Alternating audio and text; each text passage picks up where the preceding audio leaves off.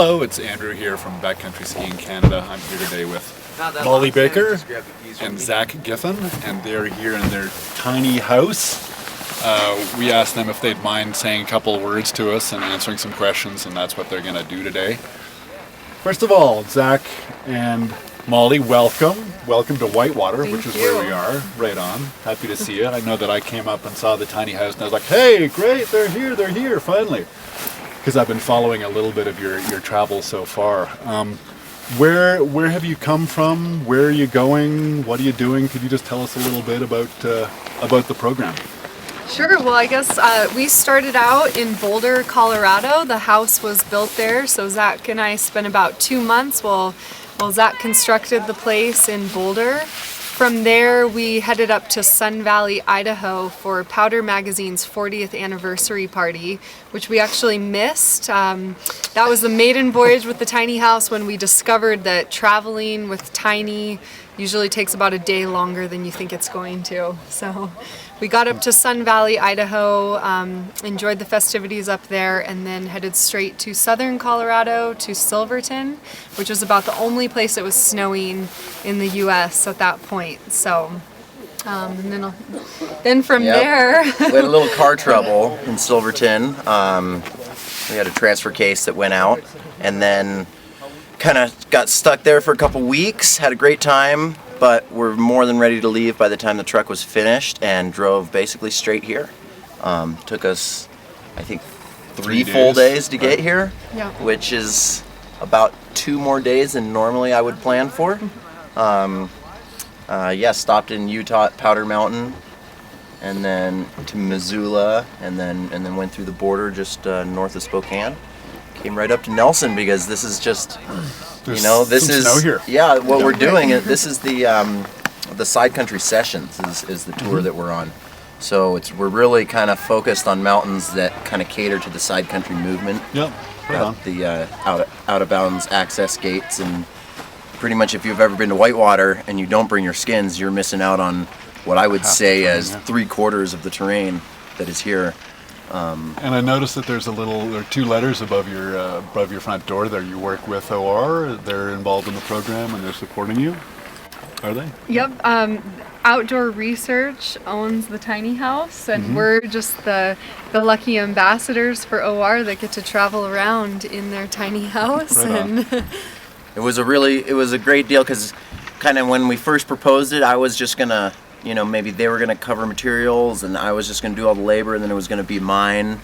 And as I've kind of been through the process and now just being on the tour, realizing that, when you take this house from place to place, it's a pretty big endeavor, and there's a lot of things that could go wrong, and I just, there's a certain amount of liability, and just, having it theirs is, I think, works out well, for sure. Because they got the dollars for the insurance, and so it's working out great. I hear, speaking of adventure guys, that we might be hosting you for a little bit longer than planned because you had a bit of car trouble, a bit of a flame up there. What happened? Yeah, it's always an adventure with Tiny, but essentially our first breakdown in Silverton wasn't going to be our last breakdown, and we covered so much distance between Silverton and Whitewater where we could have broken down in so many random places. Luckily,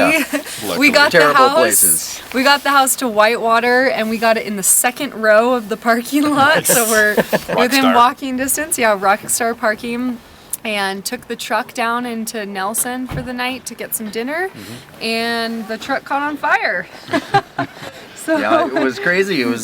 I'd never even heard of this happening before, but more or less the battery cable shorted out on a fuel line. Right. So it tried to use the fuel line more or less as like a welder to the frame.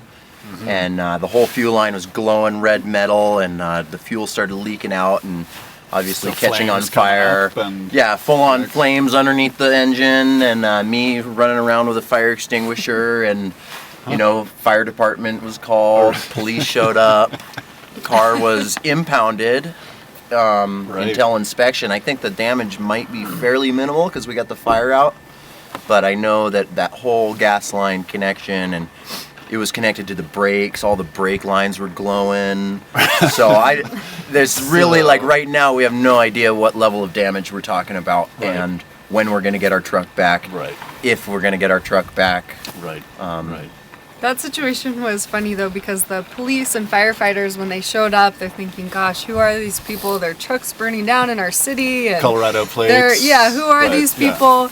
And then as we started talking to them more and they figured out that this was the truck that was pulling the tiny house. Yeah. They're saying, oh, you guys, We can help you out. the tiny house. We saw it earlier. Yeah, and their attitude that was totally great. changed. And how can we help you guys? And Yeah, it's So- been pretty impressive the amount of people that have just, we had the tiny house in Nelson for one night, and just right there, like how many people just saw it.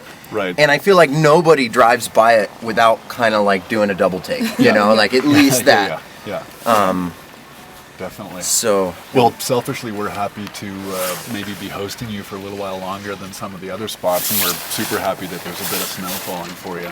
yeah. So that's wicked. It's the do you best wanna, skiing do you that wanna we've take a look done. inside? Can we do that? Is definitely, that, please yeah? do. Yeah. Should be nice and warm. Yeah. It's built to sleep 5. So that was in construction. The main challenge was figuring out a place for 5 people to sleep. And I knew that this couch would accommodate 2.